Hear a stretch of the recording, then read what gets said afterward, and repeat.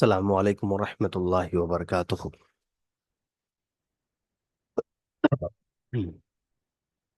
जो वीडियो मैं आज बनाने जा रहा हूँ, ये भी एक नसीहत वाला वीडियो है।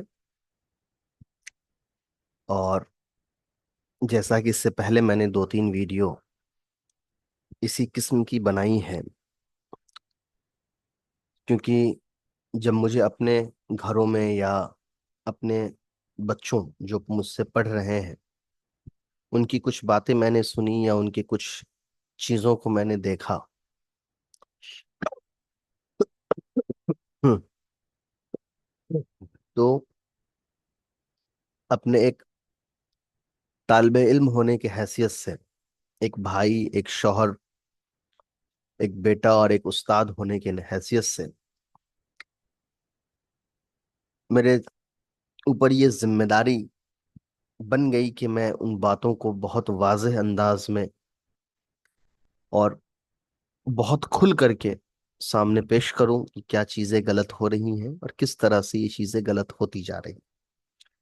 इसीलिए मैंने वो इस्लामी दावत या फितना वाला एक वीडियो बनाया था, जिसमें मैंने बताया था कि आज के ज़माने में किस तरीके से यूट्यूबर्स और पॉडकास्ट के ज़रिए से कुछ चीजें ऐसी हैं जो वो गलत कर रहे हैं, और हालांकि उनको इस चीज का अंदाजा नहीं है।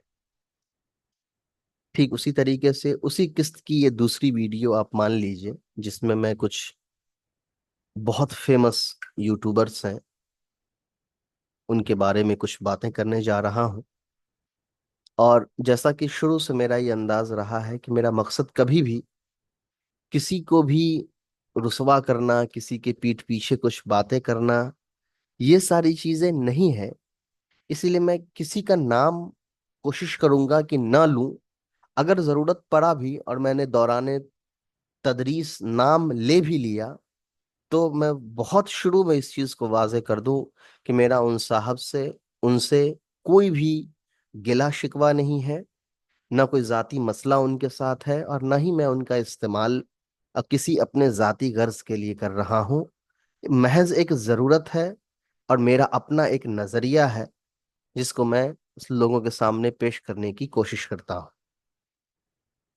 चलिए, इतनी बातें कह के इंशाल्लाह आज का जो सबक है उसको हम शुरू कर देते हैं।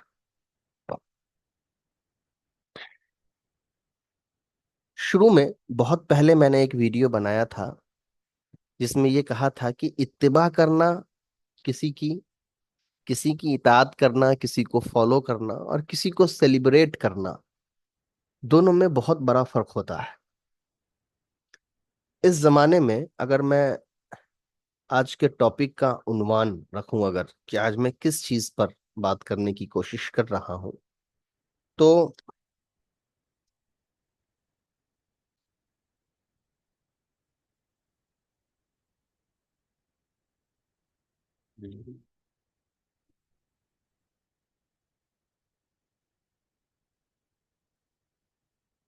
हम किसको अपना आइडियल माने, ये हमारा आज का टॉपिक है। और हमको ये जरूरत इसलिए बन रही है कि बहुत से यंग जनरेशन्स जो हैं, बहुत सारे नौजवान बच्चे और बच्चियां, वो कुछ ऐसे लोगों को, ऐसे बहुत सारे मैरिड हस्बैंड वाइफ हैं जो कुछ ऐसे कपल्स को अपना आइडियल मानने लगे हैं, जो हकीकत में आइडियल मानने के लायक इस्लामी नुक्ते नज़र से बिल्कुल नहीं थे। और उसकी वजह से बहुत ज्यादा नुकसान जाती जिंदगी में भी और ईमानी जिंदगी में भी आ रहा है। हुआ ये है कि एक अदाकारा है, अदाकारा थी असल में, एक एक्ट्रेस थी, जो बहुत पहले टीवी पे सीरियल्स में और शायद मूवीज में भी आई हो, मुझे फिल्म का अंदाजा नहीं। बाद में अल्लाह ताला ने उनको हिदायत दी और वो इस्लाम में दाखिल हुए। हालांकि वो पहले से पैदाइशी मुसलमान थे, मगर नए सिरे से इस्लाम को समझा, इस्लाम में दाखिल हुई, और ये बहुत काबिले मुबारकबाद और ये बहुत हिम्मत वाला अमल था। दुनिया की सारी नेगेटिव कमेंट्स को दुनिया के सारी गलत जो इल्जामात उन पे लगे उन सबको नजरअंदाज करके वो इस्लाम में दाखिल हुए। और उन्होंने एक बहुत ही अच्छे आलिम दीन से निकाह किया।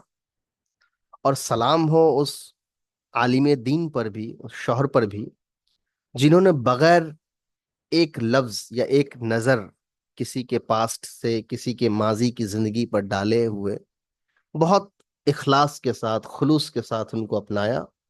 और एक बहुत अच्छी इज़्दिवाजी जिंदगी उन्होंने कायम की, और उस पर वो बहुत बेहतरीन अंदाज में डटे हुए हैं, और वो दोनों हस्बैंड वाइफ अच्छी जिंदगी जी रहे हैं, दीनी एतबार से भी, दुनियावी एतबार से भी। ये चीजें मैं अब, कुछ लोगों को अंदाजा हो गया होगा कि मैं किसकी बात कर रहा हूं। जिनको अंदाजा हो गया है वो भी वो बात अपने तक रखें, जिनको अंदाजा नहीं हुआ है हो सकता है कि आगे अंदाजा हो जाए। मगर फिर भी मैंने शुरू में कहा कि हमको किसी को रुसवा नहीं करना है, किसी के बारे में कोई गलत बात नहीं करनी है।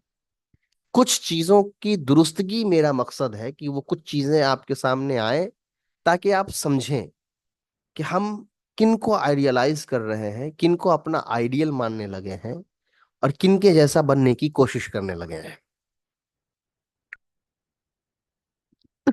जब ये चीजें मैंने आपको एक इंट्रोडक्शन दे दिया कि किसके बारे में बात हो रही है। एक साइकोलॉजिस्ट थे जिन्होंने, उनके बहुत सारे रील्स थे शायद इंस्टाग्राम पे या यूट्यूब शॉर्ट्स पे। तो ऐसे ही बहुत सारे रील्स थे जिसपे इस्लामी म्यूजिक लगे हुए थे, इस्लामी बातचीत थी, वो कहीं घूम रहे थे, कहीं जा रहे थे। तो एक साइकोलॉजिस्ट ने, जो ह्यूमन बिहेवियर को बहुत ज्यादा स्टडी करते हैं, ये मुझे ऐसे इसलिए पता है कि उन्होंने अपने चैनल पे वो अपना नाम रखा हुआ था, अपना डिग्री रखा हुआ था। उन्होंने एक कमेंट किया, ये पास्ट लाइफ छोड़ करके तो आई हैं, लेकिन पास्ट पर्सनैलिटी को ये छोड़ नहीं पा रही हैं। मतलब माजी की जिंदगी को उन्होंने छोड़ दिया है, माजी के सारे आमाल इन्होंने छोड़ दिया है, लेकिन माजी वाला जो मिजाज है वो अभी तक छूट नहीं पाया है। ये इसलिए उन्होंने कमेंट किया था कि जो इंडस्ट्री वो छोड़ करके आई थी, और उसके बाद जिस इंडस्ट्री में वो आ गई, इसमें बहुत ज्यादा उनको नेम फेम मिलने लगा, फॉलोअर्स आने लगे, उनकी बहुत सारी पर्सनल लाइफ की जो बातें हैं वो पब्लिकली आने लगी, उनकी फैमिलीज फिर पब्लिकली आने लगी। और ये चीजें धीरे धीरे बिल्कुल वैसा हो गया जैसे यूट्यूब में बहुत सारे फैमिली ब्लॉगर्स आज के दौर में मौजूद हैं। और धीरे धीरे ये ब्लॉगिंग्स के जरिए, इंस्टाग्राम रील्स के जरिए, कभी ये दीनी बातें कर रहे हैं, कभी ये अपने शौहर को कुछ गिफ्ट दे रही हैं तो वो दिखा रही हैं। ये सारे अमाल एक फैमिली ब्लॉगिंग वाले होते हैं, कि एक परिवार में जो हो रहा है उसको आप पर्सनल की जगह बिल्कुल पब्लिकली सारे लोगों के सामने बयान करते हैं और दिखाते हैं। कोई हर्ज नहीं है, मुझे इस पे कोई इस पर कमेंट नहीं करना है। मसला क्या है वो देखिए, मेरी कुछ स्टूडेंट्स हैं और मेरे घर में कुछ बच्चियां हैं, कि जब वो इनके बयानात को सुनती हैं, और जब ये अपने शौहर के बारे में बहुत अच्छी अच्छी बातें बताती हैं, तो कुछ बच्चियां, जब मैं बयान कर रहा था, हफ्ते के आखिर में हमारे यहाँ बयान होता है दरसे कुरान, जहाँ पर्दे के बारे में कुछ बातें चल रही थी और दूसरे मसाइल पर बात चल रही थी। तो कुछ बच्चियों का सवाल इस तरह था कि उनके शौहर भी तो आलिम हैं, और बहुत अच्छे आलिम हैं, बहुत ज्यादा पढ़े लिखे हैं, और उनके जैसा ही शौहर क्यों नहीं सबको मिलता, उनके जैसा सब मौलाना क्यों नहीं हो जाते हैं, उनके जैसा सब आलिम दीन क्यों नहीं हो जाता, जो बहुत ओपन हो, वाइफ के साथ घूमे टहले एंजॉय करे, वाइफ पर बहुत ज्यादा जबरदस्ती का पर्दा बुर्खा नकाब ये ना थोपे, बल्कि उनको फेस रिवील करने दे, लोगों से बातचीत करने दे, मिलने जुलने दे। इसमें क्या हर्ज है? वो भी तो आलिम है, उनको उनके साथ ऐसा क्यों नहीं किया जा रहा है, उनके जैसा शौहर सबको क्यों नहीं मिल रहा है? ये मेरे जो कुरान का जो दर्स होता है उससे सवाल आता है। मैंने अपने घर में अपनी जाती जो चीजें देखी उसमें मेरी जो अहलियां थी उनको बहुत ज्यादा वो बहुत पसंद थी, और उनके बयानात को बहुत ज्यादा सुनती थी और मुतासिर होती थी।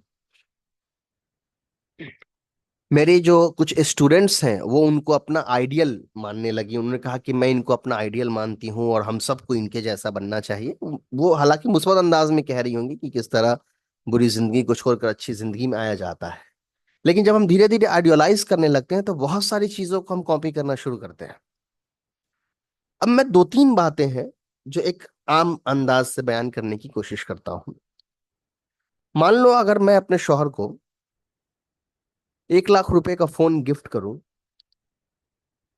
तो एक इस्लामिक पर्सपेक्टिव से और एक आम शौहर और शौहर और बीवी की नुक्ते नजर से अगर मैं देखूं, तो मैं अपनी बीवी को या शौहर को कोई चीज गिफ्ट करूं तो जरूरी नहीं है कि वो गिफ्ट मैं सारे लोगों को दिखा करके गिफ्ट शेयर करूं। छुपा करके भी की जा सकती है, छुपा करके भी गिफ्ट दिया जा सकता है। पब्लिकली ऑन कैमरा सबको दिखा करके गिफ्ट देने की जरूरत नहीं है। लेकिन जब आप पब्लिकली ऑन कैमरा लोगों को दिखा करके लाख रुपए का कोई चीज गिफ्ट करते हैं, तो धीरे धीरे आप जो व्यूअर्स होते हैं उनके दिमाग में भी इस तरह के ड्रीम्स जो हैं, इस तरह के सपने तैयार होने लगते हैं। जब आप बहुत ज्यादा बाहर में घूमने लगते हैं और एक लग्जरी लाइफ जीने लगते हैं, तो धीरे धीरे आपके व्यूअर्स के माइंड में, क्यों आज के दौर डेट में आप इस नफ्सियात को जब तक नहीं समझेंगे मेरी बातों से कभी भी जो है वो मुत्तफिक नहीं होंगे। इसलिए इन बातों को समझने के लिए आपको बहुत ज्यादा नफ्सियात को समझना पड़ेगा। इस दौर में अभी इंडिया की अगर हम बात करें तो food bloggers, travel bloggers, family bloggers, इन लोगों का भीड़ बना हुआ है।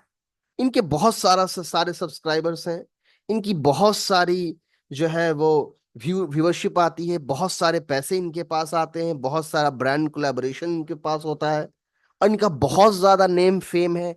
बहुत जगह इनको बुलाया जाता है, इनसे व्यूज बटोरे जाते हैं, पैसे कमाए जाते हैं। और ये खुद ये ब्लॉगर्स भी पैसे कमाने के लिए बहुत बार ऐसी हरकतें करते हैं जो आम जिंदगी में लोग नहीं कर सकता है। जैसे कोई हर महीने गिफ्ट देना शुरू कर दे सबको, लाख लाख रुपए का। कोई हर महीने कार खरीदना शुरू कर दे। कोई हर महीने दुबई जाए, कोई सऊदी जाए, कोई यूरोप जाए, कोई इधर जाए, कोई वहां जाए, जाने लगे। तो उनके ट्रैवल का और उनके गिफ्ट का मकसद ये नहीं होता है कि वो एक्चुअल में रिलेशनशिप मेंटेन करने के लिए या उस रिश्ते को हदिया के जरिए मजबूत करने की बात कर रहे हैं। उनका मकसद ये होता है कि ये हम जब दिखाएंगे तो व्यूवरशिप बढ़ेगी, लोग देखेंगे, मजा लेंगे। और जो व्यूअर्स इतनी बड़ी तादाद में इनको देख रहे हैं, उनकी नफ्सियात भी ऐसी होती है क्योंकि वो खुद वो जिंदगी नहीं जी सकते हैं, तो अपने चहीते को वो जिंदगी जिंदगी जीते हुए देख करके खुश हो जाते हैं। जैसे बहुत बार आप देखेंगे कि आप कोई चीज अफोर्ड नहीं कर सकते हैं।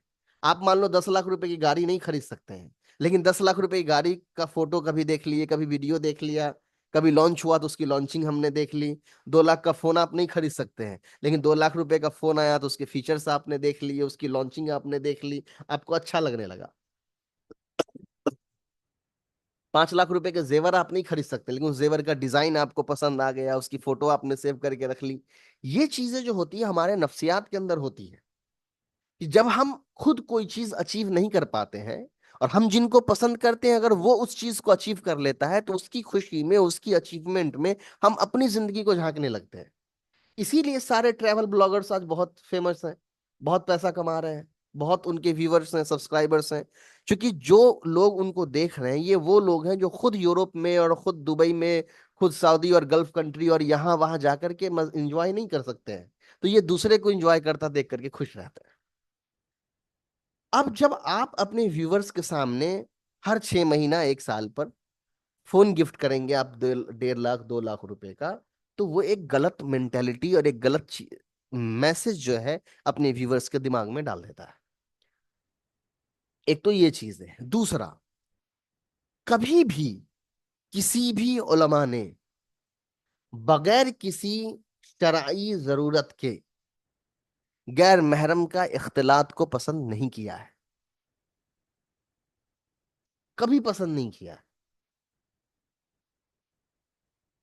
हम बेवजह क्यों इतना सज सवर करके, मेकअप करके, और फिर हमने एक वो हिजाब लगा लिया ये बताने के लिए कि हम पर्दा में हैं। क्योंकि ये तो वही बात हो गई ना कि पर्दे का असल कॉन्सेप्ट हमने समझा ही नहीं कभी। पर्दे को हमने लिबास से मैच कर दिया। और आज के डेट में जो बुर्खा और जो नकाब और जो अबाया और जो हिजाब आ रहा है वो भी एक तरह से फैशन है। वो एक्चुअल में पर्दे के लिए नहीं है, वो और अट्रैक्टिव बनाने के लिए हो गया है। इसको जो लोग समझ पा रहे हैं वो समझ पा रहे हैं कि मैं क्या कहना चाह रहा हूं। तो बेवजह क्यों हमको पब्लिक के सामने आ करके अपने आप को उजागर करना है, अपने आप को एक्सपोज करना है, उस पब्लिक एक्सपोजर को फिर से वापस गेन करना है। जिस नेम फेम को छोड़ करके हम आए थे, उसी नेम फेम को हलाल तरीके से ढूंढने के चक्कर में हम हराम आमाल में क्यों मुब्तला होते जा रहे हैं, और इसको हम रोक नहीं पा रहे हैं। ये अननेसेसरी है, ऐसा नहीं है। यही तो मसला है हमारे पास कि इस जमाने में नसीहत करने वालों की तादाद बहुत बढ़ गई। हर आदमी जिसके पास इंटरनेट है, कैमरा है, मोबाइल है, वो नसीहत कर रहा है। कोई पॉडकास्ट के जरिए नसीहत कर रहा है, कोई दो लोगों के साथ बैठ के नसीहत कर रहा है, कोई ऐसे ही बयान कर रहा है, कोई अपनी पब्लिक के पास बयान कर रहा है। अमल करने वालों की तादाद मुकम्मल तौर पे खत्म होती चली गई।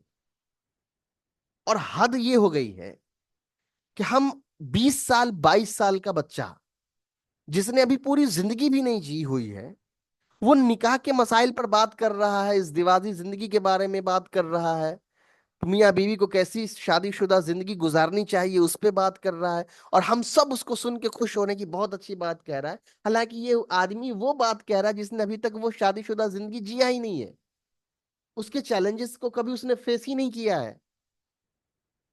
जिंदगी कैसे गुजारी जाए इसका सीख हमको वो दे रहा है यूट्यूब पे, जिसने अभी खुद जिंदगी के 20 22 साल गुजारे, जो अभी खुद सही से मैच्योर नहीं हो पाया है। बिल्कुल इल्म होगा उसके पास, लेकिन उसके पास तजर्बा नहीं है। उसके पास वो अनुभव नहीं है जिंदगी गुजारने का, जो एक मैच्योर आदमी के पास आता है जब वो पूरी जिंदगी जी करके आता है। किताबों में तो मियाँ बीवी की जिंदगी के बारे में बहुत कुछ लिखा है, लेकिन जिनकी असल में शादी हुई है, जिनके मैचिंग नहीं हो पा रही है, हस्बैंड वाइफ में नहीं बन पा रहा है, जिनकी आपस की जिंदगी में बहुत ज्यादा तजाद है, जिनके वाइफ को उनकी बहन से नहीं बन रहा है, शौहर से नहीं बन रहा है, बीवी से नहीं बन रहा है, ससुराल से नहीं बन रहा है, ये जो डेली चैलेंजेस हैं, ये कौन बताएगा इसको सॉर्ट आउट करना? ये किताबों से नहीं हो पाएगा। ये वही इंसान समझा बुझा सकता है जो वो जिंदगी जी करके आता है। लेकिन हम उसको आइडियल बनाए हुए हैं कि बड़ी अच्छी बातें कह रहा है। तो इस दौर में यही हुआ है। हम हरगिज भी ऐसे लोगों को आइडियल नहीं बना सकते हैं। हमको अगर ये देखना है कि ये दुनिया के बेस्ट शौहर हैं, तो वो दुनिया के बेस्ट शौहर नहीं है। मैं नहीं हूं, कोई भी नहीं है। दुनिया के बेस्ट शौहर पूरी जमीन पर कोई पैदा हुए थे तो वो मोहम्मद रसूलुल्लाह सल्लल्लाहु अलैहि वालैहि वसल्लम पैदा हुए थे। तो अगर हमको चाहिए कि मेरा शौहर कैसा होना चाहिए, तो हमको ये देखना होगा कि उनके उस शौहर के अंदर मोहम्मद रसूलुल्लाह सल्लल्लाहु अलैहि वालैहि वसल्लम वाले अखलाक और उनके किरदार आ जाने चाहिए। हम ये यूट्यूबर्स को देख करके अपने अपना शौहर उसमें इमेजिन ना करने लगे। चंद लोगों की बातें सुन करके हम बहुत अट्रैक्ट ना हो जाए कि ये जिंदगी चाहिए। इस्लाम इस किस्म की जिंदगी को कभी एक्सेप्ट नहीं करता है। आप मालदार हो या आप गरीब हो, जो जिंदगी आपको असल टारगेट से हटा दे, या जो जिंदगी आपको बेवजह गैर महरमों में अपने चेहरे को, अपनी आवाज को, या गैर महरमों में मिलने जुलने को शामिल कर दे, वो जिंदगी से ज्यादा बेहतर है आप घर में बैठे रहें। वो दावत कोई दावत नहीं है। मैंने शुरू में जो एक बात इससे पहले वाले वीडियो में कही कि आपको लग रहा है कि आप दावत का काम कर रहे हैं, असल में वो फितना हो रहा है।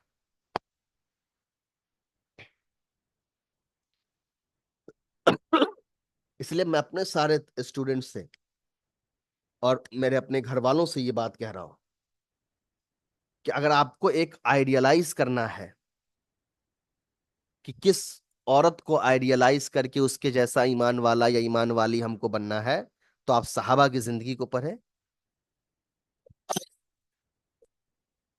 अल्लाह के रसूल की बीवियों की जिंदगी को पढ़ें, रजी अल्लाह अन्हुम अजमईन। अगर आपको पता करना है कि मुझे कैसा शौहर चाहिए, तो अल्लाह के रसूल की जिंदगी से सीखे कि कैसा शौहर बनना चाहिए, ना कि उन लोगों की जिंदगी से जो ऑलरेडी बहुत ज्यादा ओवर एक्सपोज हो चुके हैं इस लग्जरी लाइफ के चक्कर में। बिल्कुल मुझे इससे कोई गुरेज नहीं है, किसी के पास करोड़ों रुपए हैं और वो देश विदेश घूम रहा है दीनी काम से, वो कायनात की तहकीक में और तदब्बुर और गौर व फिक्र के लिए घूम रहा है, अपने ईमान को ताजा करने के लिए घूम रहा है, बिल्कुल घूमे, कोई हर्ज नहीं है। लेकिन जब आप उस ट्रैवल को पब्लिक करते हैं, तब आप दीन का काम नहीं कर रहे होते हैं। ये बहुत डेंजरस होता है। उनकी एक वीडियो मैंने देखी है, शौहर बीवी कहीं जा रहे हैं, उसमें टाइटल हनीमून लगा हुआ था, तो मैंने भी वही, अब मुझे नहीं पता वो टाइटल सही है या किसी ने कॉपी करके खुद लिख दिया। उन उस टाइटल पे लगा था कि हनीमून पे कहीं आइलैंड वगैरह पे जा रहे हैं, मे बी शायद वो मालदीव्स वगैरह या कोई और आइलैंड होगा, मुझे नहीं पता। वो बस आइलैंड था, ये उस वीडियो में दिख रहा था। ये दोनों शौहर और बीवी जो है वो आगे जा रहा है और पीछे से कोई कैमरा मैन है जो उसको रिकॉर्ड करते हुए जा रहा है, क्योंकि जाहिर सी बात है ये दोनों जब आगे हैं तो कोई तीसरा उसको रिकॉर्ड कर रहा है। किस तरह की जिंदगी है ये नहीं होता है दावत व तबलीग या दावत में जुड़े हुए लोगों की जिंदगी, कि हम इस तरह की जिंदगी दिखाएं और फिर हम दीन के दाई बन जाएं। क्योंकि इस्लाम में इस वक्त मौजूदा जमाने में मुसलमानों की अक्सरियत वो है जिनके पास अपनी निजी जाती जिंदगी गुजारने के भी पैसे नहीं है। इनको वो जिंदगी दिखानी जरूरी है कि गरीबी और सादगी वाली जिंदगी और बहुत आसान जिंदगी कैसे जी जाती है, जिसमें सपने कम हो, ख्वाहिशात कम हो। इनको वो जिंदगी नहीं दिखाई जा सकती जहां हर 6 महीने पे 2 लाख का फोन गिफ्ट किया जाए और बताया जाए कि कितना इजी काम है। गैर महरमों में जाकर के ब्रांड कोलैबोरेट कर रहे हैं और एक तेल का प्रचार कर रहे हैं, और हमको वो सबको पता है कि वो तेल कितना बड़ा स्कैम है, बगैर बिजनेस के हराम और हलाल होने की तदबीर सोचे हुए, बगैर इस चीज की तहकीक और हकीकत जाने हुए कि जिस ब्रांड का हम प्रमोशन कर रहे हैं वो हराम है या हलाल है, ये लोग फ्रॉड हैं या वाकई में जेन्यून लोग हैं। बहुत सारे लोगों ने अपनी पूरी रिसर्च इन लोगों के बारे में बयान की है कि ये लोग किस तरीके से यूट्यूबर्स को खरीद रहे हैं और उनसे स्क्रिप्टेड बातें कहलवा रहे हैं, उनके होटल्स का, उनके रहने का, आने जाने का टिकट्स ये करवा रहे हैं कि उनको आकर के सिर्फ 2-3 बातें कह देनी है, तेल ले लिए, चली जानी है। और ये नहीं जान रहे हैं कि हम जो गलत ब्रांड प्रमोशन कर रहे हैं वो इस्लाम में हलाल है या हराम है। इस्लाम में तो धोखा जायज नहीं है किसी भी तरह के बिजनेस में। तो जब हम जान रहे हैं किसी ने हमको इतना खर्च कह के स्क्रिप्टेड बातें बुलवाई, तो जरा सा तो हम तहकीक कर ले कि गलत कह रहा है कि सही कह रहे हैं। ये सारी चीजें हो रही हैं, और ये सारी चीजें चूंकि इस्लामी लिबास में हो रही हैं, तो हमको समझ में ही नहीं आ रहा है कि ये गलत चीज है। क्योंकि हमारी तो जहनियत वही है कि अगर किसी फिल्म में भी अल्लाह अकबर और अस्सलाम अलैकुम अगर कह दे कोई, तो हम उसको इस्लामी फिल्म मानने लगेंगे। पाकिस्तानी सीरियल में कुछ अल्लाह रसूल की बात होने लगी तो सारे मुसलमान टूट पड़े पाकिस्तानी सीरियल पर, कि वो तो हलाल चीज है, वो तो अच्छी बातें उसमें हो रही हैं।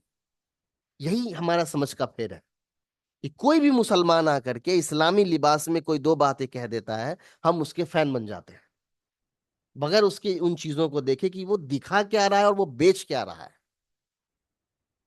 इसीलिए बहुत अदब से मैं गुजारिश करता हूं, इस चीज को खत्म कर दीजिए। मैं फिर कह रहा हूं, मुझे इनसे जाती दिक्कत नहीं है और ना इनको आप बुरा भला समझिए।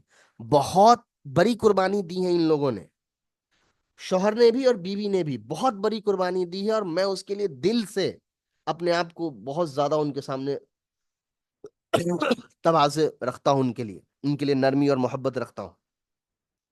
कोई गलत जिंदगी को छोड़ देना, गुनाह को छोड़ करके अच्छाई के रास्ते पर आ जाना, ये बहुत बड़ी बात है। ये हर वो आदमी समझ सकता है जिससे इस वक्त गुनाह नहीं छूट पा रहा है। तो ये बहुत बड़ी बात है। इसलिए मैं उनको बुरा भला नहीं कह रहा हूं, मैं आपको कह रहा हूं कि इन लोगों की जब जिंदगी को देखे तो आप समझें कि एक तरीके से एडवर्टीजमेंट है, प्रचार है, ये एक्चुअल इस्लाम नहीं है।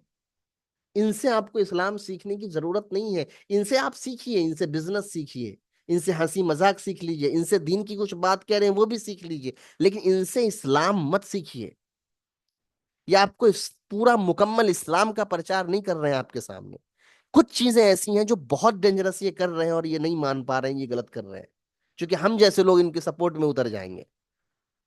चेहरा का खोलना किसी भी हालत में जायज नहीं है, बगैर किसी शरई उज़्र के, बगैर किसी बहुत सख्त जरूरत के।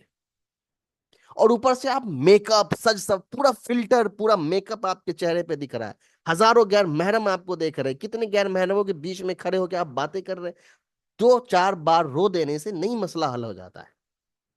मैं आपको एक और मिसाल देता हूं। ये तो खैर बहुत मैच्योर थी, और इन्होंने ये छोटी सी बात कह कि मैं बात मुकम्मल करूं, ये बहुत अहम बात है, इसको सुन लीजिए फिर ये बात वीडियो कंप्लीट हो जाएगी। ये तो बहुत मैच्योर थी और इन्होंने अपनी बहुत अक्सरियत जिंदगी उस ग्लैमरस लाइफ जी है, तो एक तजर्बा इनको हो चुका था, बाद में इन्होंने छोड़ करके इधर आ गए। इनके मुकाबले में कोई यंग आदमी हो या औरत हो जिसको 20-22 साल 20-22 साल उम्र हो उसकी, और उसको अभी नया नया फेम मिला हो, नया नया लोगों ने उसको जानना पहचाना शुरू किया, उसको पैसा मिला हो, उसके लिए ये जिंदगी छोड़ना ज्यादा मुश्किल है। लेकिन एक और एक्ट्रेस थी जो बहुत यंग थी, उन्होंने 2-3 फिल्में बनाई थी, 2-3 फिल्में बहुत सुपर डुपर हिट हुई थी, बहुत पैसा भी उनको मिला, बहुत नाम भी उनको हुआ, और उनकी 2-3 फिल्में बहुत बड़े बड़े एक्टर्स के साथ थी। लेकिन जब उनको एहसास हुआ और उनको बताया गया कि इस्लाम में ये चीज नहीं है, 1 सेकेंड में उन्होंने वो सारी चीजें ठुकरा दी, और वो ठुकरा करके उन्होंने आइसोलेटेड लाइफ जीना शुरू कर दिया। उनकी ना तो आप यूट्यूब चैनल देख पाएंगे, ना उनको यूट्यूब पर आप देख पाएंगे, और अगर गलती से दिख भी गई वो, तो वो पूरा मुकम्मल इस्लामी लिबास बुरखे में नजर आती हैं, सिर्फ आंख तक नजर नहीं आता है। तो वो भी एक्ट्रेस है, लेकिन वो इस तरह की जिंदगी वो नहीं जी रही है। हालांकि वो भी जी सकती थी, यंग थी, बहुत सारे फॉलोअर्स बन सकते थे। मैं उनका नाम बता देता हूँ, उनका नाम है जायरा वसीम। तो अगर किसी को ये देखना हो कि वो पास्ट लाइफ नेम फेम छोड़ कर आया है, तो इनसे सीखना चाहिए कि पास्ट लाइफ छोड़ देने के बाद कैसे सिंप्लिसिटी के साथ और गुमनामी वाली जिंदगी जी जाती है, ना कि उस पुराने लाइफ का नेम फेम लेकर के नए लाइफ में मसाला लगा करके उसको अलग वे में जिया जाता है। फिर मैं जाते जाते कह रहा हूं कि मेरा मकसद कभी भी, कभी नहीं, अल्लाह गवाह है, और मैं दिल पर हाथ रख कर और इत्मीनान के साथ ये बात कह रहा हूं कि मुझे इन दोनों मियाँ बीवी से कोई जाती मसला नहीं है, ना इनके बारे में एक लफ्ज में बुरा कहता हूं और ना किसी किससे सुनूंगा। इन दोनों की बहुत कुर्बानियां हैं, बहुत मेहनतें हैं, बहुत बड़ी जिम्मेदारियां हैं, मगर ये अपनी जिम्मेदारी को अदा करने में थोड़ा सा चूक रहे हैं। और इनको जिस अंदाज में इस्लाम को फैलाना चाहिए था, इस्लाम की बातें बतानी चाहिए था, उसका गलत रुख इन्होंने इख्तियार कर रखा है, जो इनको छोड़ देनी चाहिए। और गलत जो ब्रांड के प्रमोशंस कर रहे हैं पैसों की वजह से, उसको भी खत्म कर देना चाहिए। एटलीस्ट तहकीक और जायजा कर लेना चाहिए कि ये चीज सही है या नहीं है, जिन लोगों के प्रोडक्ट को ये प्रचार कर रहे हैं वो लोग ईमानदार हैं या फ्रॉड है। क्योंकि ये खुद फ्रॉड में नहीं पहुंचेंगे, इनके बहुत सारे फॉलोअर्स वो सामान खरीद करके फ्रॉड बन जाएंगे, फ्रॉड के अंदर शामिल हो जाएंगे। अस्सलाम वालेकुम रहमतुल्लाह।